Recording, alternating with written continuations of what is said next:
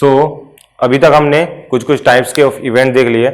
अब हम लोग कुछ प्रोबेबिलिटी के प्रॉपर्टीज या थ्योरम या जो प्रॉपर्टीज बोल सकते हैं उसे, या रिजल्ट्स बोल सकते हैं उसे, कुछ इंपॉर्टेंट रिजल्ट है जो आपको आगे या तो एज अ थ्योरी क्वेश्चन भी आ सकता है या तो आपको उसको यूज भी करवा सकता है आपको क्वेश्चन में। So first is complement. Complement क्या होता है आपका? कॉम्प्लीमेंट क्या होता है? कॉम्प्लीमेंट मतलब अगर आपका कोई एक इवेंट है ए और उसका कॉम्प्लीमेंट ले रहे हो, मतलब क्या हो रहा है, उस एक इवेंट ए को छोड़ के बाकी आपका जितना सैंपल स्पेस है वो आपका क्या हो जाएगा? कॉम्प्लीमेंट। जैसे कि अगर ये H H T H and T T and एक और क्या आता है टी एच एंड टी, ये आपका सैंपल स्पेस है। अगर मैं इवेंट ए बोल रहा हूं, इवेंट ए इज, अगर आपका इवेंट ए है कि गेटिंग एग्जैक्टली वन टेल और वन हेड, मतलब एग्जैक्टली वन टेल और वन हेड, ये ले लेते हैं तो आपका ये आ जाएगा टी एच या फिर एच टी, ये आ गया। सो यहां पे ए कॉम्प्लीमेंट क्या होगा? इसको छोड़ के जो भी आपके सैंपल स्पेस में है सब आपका क्या हो जाएगा? ए कॉम्प्लीमेंट। सो इसको छोड़ के सारे आपके ए कॉम्प्लीमेंट के अंदर आ जाएंगे, तो ए कॉम्प्लीमेंट का सेट क्या हो जाएगा आपका? H H and T T. इतनी बात क्लियर है? सो यहां से हम लोग बोल सकते हैं कि प्रोबेबिलिटी ऑफ ए कॉम्प्लीमेंट आपका क्या होता है? प्रोबेबिलिटी ऑफ, एक चीज और, हमने देखा था प्रोबेबिलिटी का फॉर्मूला क्या होता है? Number of favourable outcome upon number of all possible outcome, that is sample space. तो प्रोबेबिलिटी का जो फॉर्मूला होता है वो क्या होता है हमारे पास? नंबर ऑफ फेवरेबल इवेंट, जिस इवेंट के लिए आपको प्रोबेबिलिटी चाहिए, अपॉन क्या होता है आपका? सैंपल स्पेस होता है। तो मतलब जितने एलिमेंट्स है सैंपल स्पेस में वो क्या होंगे? टोटल, और जितने एलिमेंट है इवेंट में वो आपका क्या हो जाएगा? फेवरेबल आउटकम, ये ऑल पॉसिबल आउटकम, यही हमारा प्रोबेबिलिटी होता था। सो हम लोग ये अगर प्रोबेबिलिटी ऑफ सैंपल स्पेस निकालें, अगर आप प्रोबेबिलिटी ऑफ सैंपल स्पेस निकालोगे, दैट इज इसकी प्रोबेबिलिटी निकालोगे, तो ये क्या आएगा? तो फिर ये एन ऑफ एस आ जाएगा। एन ऑफ एस नीचे तो आपका है ही है, तो ये आपका क्या आ जाता है? 1। तो जब अगर प्रोबेबिलिटी ऑफ सैंपल स्पेस निकालोगे तो वो आएगा आपका 1। यहां तक क्लियर है? या ये आप तो आपको पता ही होगा कि प्रोबेबिलिटी की मैक्सिमम वैल्यू क्या होती है? 1 होती है। मतलब 100% अगर है प्रोबेबिलिटी आपकी 1 होगी। सो यहां पे हम लोग आते हैं तो हम लोग प्रोबेबिलिटी ऑफ ए कॉम्प्लीमेंट क्या होगा हमारे पास? 1 माइनस प्रोबेबिलिटी ऑफ ए। क्यों? क्योंकि ए के अलावा जो भी आपका सैंपल स्पेस में आएगा वो आपकी क्या हो जाएगी? A complement. तो हमारे पास अगर हम लोग इसको लिखता भी हूं मैं, तो क्या लिखूंगा इसको? मैं क्या लिखूंगा? Number of elements in A complement upon number of event all possible outcomes, number of all elements in sample space. तो ये तो आपका 4 है, ये आपका 2 है, तो ये हो जाएगा 1/2। यहां से भी आ गया तो 1/2 ही आएगा। ओके, तो यहां से हमारे पास आ गया complement of A complement equal to 1 minus A. Similarly अगर इसको लिखना चाहोगे, पी ऑफ ए लिखना चाहोगे, तो आप यहां पे ये भी कर सकते हैं हम लोग, कॉम्प्लीमेंट। ओके, ये क्लियर है? यहां पे अगर हम लोग वेन डायग्राम से देखेंगे तो ए और ए कॉम्प्लीमेंट क्या होगा? अगर ये एक सैंपल स्पेस है, और बड़ा बना लेता हूं इसको मैं थोड़ा, बाकी क्वेश्चन के लिए भी यूज कर लेंगे यही वेन डायग्राम हम लोग। अगर मेरे पास ए है तो ए कॉम्प्लीमेंट क्या होगा हमारा? ए कॉम्प्लीमेंट क्या होगा? ए कॉम्प्लीमेंट आएगा हमारे पास ये सारा, ए छोड़ के जो भी है आपका 1 माइनस ए। ये अगर सैंपल स्पेस एस है और ये इवेंट आपका ए है, तो ये आपका ये क्या हो जाएगा? ए कॉम्प्लीमेंट, मतलब 1 minus A is A complement. Okay, so यहां से हमारे पास ये मिल गया हमें, probability of A complement is equals to 1 minus probability of A. Similarly probability of A is equals to 1 minus probability of A complement.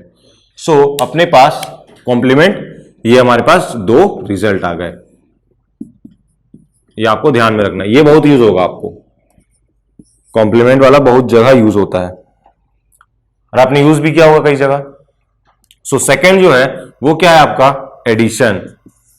Probability में addition कैसे होता है, तो एडिशन कैसे होता है यहां पे प्रोबेबिलिटी में, जब भी if A and B are two mutually exclusive events, ये हमने पहले ही देखा था, इसको इसलिए ज्यादा हम लोग स्टडी नहीं करेंगे। म्यूचुअली एक्सक्लूसिव इवेंट्स, एक्सक्लूसिव बोल रहा हूं ना मैं, ये सी है, एक्सक्लूसिव इवेंट्स। और एक और क्या होता था, एक्स हॉस्टिव इवेंट, लेकिन ये क्या एक्सक्लूसिव इवेंट्स है। तो if an A and B, if A and B are two mutually exclusive events, तो यहां पे क्या आता था, P of A union B, क्या आता था आपका, P of A union B is equals to P of A plus P of B। क्यों, क्योंकि आपका यहां पे इंटरसेक्शन इज जीरो। अगर जीरो नहीं होता या फिर नल सेट नहीं होता, प्रोबेबिलिटी तो जीरो ही होगा, सेट में हम लोग नल सेट बोलेंगे, तो यहां पे minus of P intersection B भी आता। If A and B are two mutually exclusive events, तो आपका probability of A union B is equals to P of A plus P of B होता है। ओके, ये आपका ये होता है। आप इसको क्या, आप इसको ऐसा भी लिख सकते हैं क्या, P of A plus B is equals to P of A plus P of B। क्या इसको ऐसा भी लिख सकते हैं क्या, बताइए, क्या इसको ऐसा भी लिख सकते हैं क्या, एक बार सोच के देखिए, इसको ऐसा लिख सकते हैं या नहीं लिख सकते हैं? इसको ऐसा नहीं लिख सकते, ये गलत है, दिस इज रॉन्ग। आप यूनियन को प्लस लिख नहीं सकते, union is not equal two plus, union plus equal नहीं है, ना ही सिमिलर है, ना ही कुछ भी नहीं है, अलग ही है दोनों। Union is different from plus sign. Okay, तो ये आपका गलत है। यहां पे हमारे पास union equal to P of A plus P of B आ रहा है। ओके, सो यहां पे हमारे पास सैंपल स्पेस में क्या आएगा, दो अलग अलग इवेंट आ जाएंगे, दो अलग अलग इवेंट आ जाएंगे, एक A एक B, ये A हो गया, ये B, both are mutually exclusive. तो हमारा यहां पे एडिशन हो रहा है P of A plus P of B। Okay, यहां पे A intersection B is null, so null then P of A intersection P of B is 0। Okay, यहां पे इसी में ही नीचे में जनरल प्रॉपर्टी लिख लीजिए, इसी का formula for general formula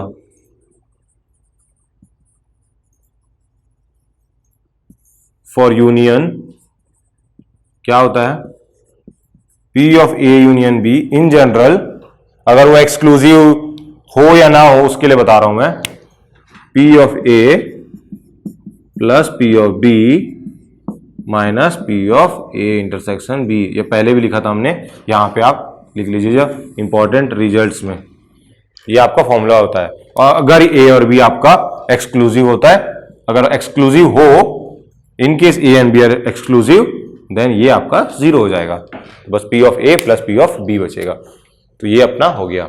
so अपने पास नेक्स्ट क्या आता है, जो नेक्स्ट हमारे पास रिजल्ट है मल्टीप्लीकेशन। तो मल्टीप्लीकेशन में हम लोग कैसे मल्टीप्लाई करते हैं प्रोबेबिलिटीज में, वो देखेंगे।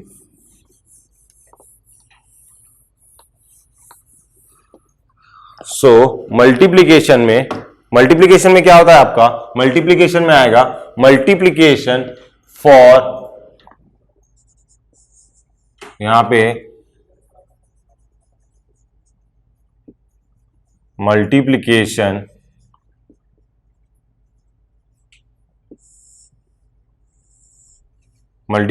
इसमें हम लोग दो पार्ट देखेंगे। एक तो सबसे पहले देखेंगे for independent,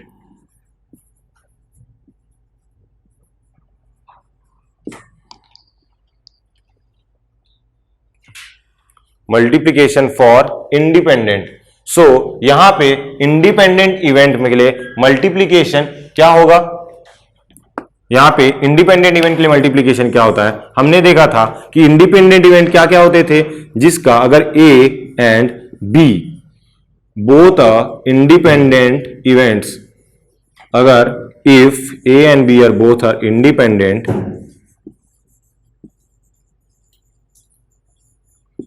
then if both and A and B are independent, then हम क्या बोलेंगे, P of A intersection B, ये क्या होता है, जीरो होता है। क्यों? क्योंकि A और B के बीच में कुछ भी चीज कॉमन नहीं है, both are independent, A B से डिपेंड नहीं कर रहा है और उसका क्या है, सैंपल स्पेस भी डिफरेंट है, तो हम लोग P A intersection B equal to zero बोलते हैं।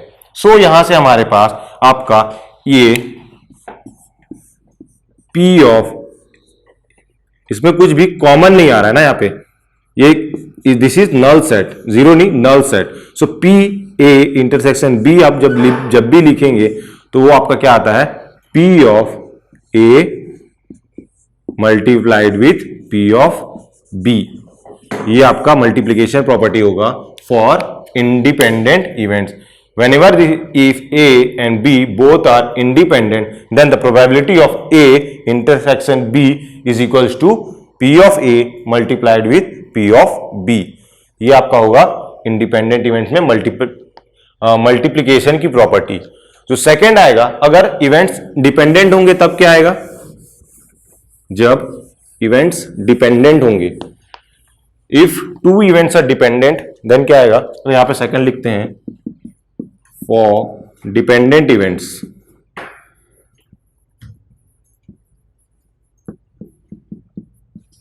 Dependent events, for dependent events क्या आएगा, इफ ए एंड बी, यहां पे क्या होगा, डिपेंडेंट होंगे, इफ ए एंड बी और डिपेंडेंट, देन हमारे पास क्या होगा, यहां पे ए और बी क्या होगा, अगर आप इंटरसेक्शन लेते हैं डिपेंडेंट में क्या होता है, आप वेन डायग्राम बनाएंगे इससे, तो क्या आता है वेन डायग्राम में, ए ये क्या हो गया ए और ये क्या हो गया बी, तो ए और बी में कुछ ना कुछ कॉमन पार्ट आ रहा है, कुछ कॉमन पार्ट आ रहा है, तब आप क्या बोलोगे, P of A intersection B equal to क्या होता है आपका, P of A multiplied with P of B when A occurs, P of B when A is all, A क्या है आपका, गिवन है कि A अकर कर रहा है, तो उस समय हम लोग P of B निकालेंगे। इसी को हम लोग कंडीशनल प्रोबेबिलिटी बोलते हैं। ये जो हमने लिखा हुआ है ना, ये P of B by A, इसी को हम लोग कंडीशनल प्रोबेबिलिटी बोलते हैं। इसमें कंडीशनल प्रोबेबिलिटी इसे क्या बोलते हैं कि हमारे पास कंडीशन इसमें ये गिवन होता है कि आपका ए जो इवेंट है ये पहले अकर कर चुका है, उसके बाद हमारे पास हमने बी की प्रोबेबिलिटी निकालनी है when A is already occurred, A is already occurred, और हमारे पास बी की प्रोबेबिलिटी निकालती है। जैसे हम लोग ने हमने वो देखा था डाइस में, अगर मैं बोलूं 2 कि आपका जो इवेंट है getting an even number, getting an even number मतलब 246 इवन नंबर है, ये आपके इवेंट कौन सा है, getting an even number is E2, और मैं एक और इवेंट ले रहा हूं E3, getting an prime number, prime number कौन कौन सा हो गया, 2, 3 एंड 5। तो अगर मुझे P of E2 upon E3 निकालना है, सो P of E2 upon E3, सो यहां पे P of E2 upon E3 कैसे आएगा, E3 में 2 कॉमन है, E2 और E3 में, तो अगर E3 वाला इवेंट अकर हो चुका है, अगर E3 वाला इवेंट आपका अकर हो चुका है, मतलब ये इवेंट अकर हो चुका है, अब इसमें से बोल रहा है कि इसमें से E2 की आने की प्रोबेबिलिटी क्या है, तो E2 की आने की प्रोबेबिलिटी क्या है, when E3 is already occurred, तो E3 अगर हो गया मतलब प्राइम नंबर वाला इवेंट आपका अकर हो चुका है, सो यहां पे आपका E2 की आने की प्रोबेबिलिटी होगी, क्या होगी, E2 यहां पे कॉमन कौन सा है, सिर्फ 2 ही है, तो यहां पे एक ही आपका फेवरेबल आउटकम हो गया, दैट इज 1, और यहां पे इसमें क्या है आपका, इसमें टोटल कितना है आपका 3, तो यहां पे इसका 1/3 आंसर आ जाएगा। और इसको एक और तरीके से देख सकते थे, कैसे, P of E2 upon E3 is equals to P of E2 intersection with E3 upon P of E3। ये हम लोग कंडीशनल प्रोबेबिलिटी में अलग से देखेंगे, अच्छे से समझेंगे, मगर यहाँ पे ऐसे ही बता रहा हूं, यहाँ पे आ गया टॉपिक कंडीशनल प्रोबेबिलिटी का। तो P of E2 intersection P of E3, मतलब E2 और E3 को इंटरसेक्ट करोगे तो क्या बनेगा आपका 2 ही कॉमन आएगा। 2 मतलब कितना, एक ही नंबर है, तो एक ही नंबर हो गया। सो 1/6 एंड P ऑफ E3 कितना है आपके पास, ये इस इवेंट के अगर होने की प्रोबेबिलिटी कितनी है, number of favourable is 3 and total is 6, तो ये कितना हो गया 1/2, 3/6 इज 1/2, तो ये कितना हो जाएगा आपका, यहां से भी 1/3 आ रहा है, तो ये भी यहां से ही 1/3, तो ये आपकी कंडीशनल प्रोबेबिलिटी होती है।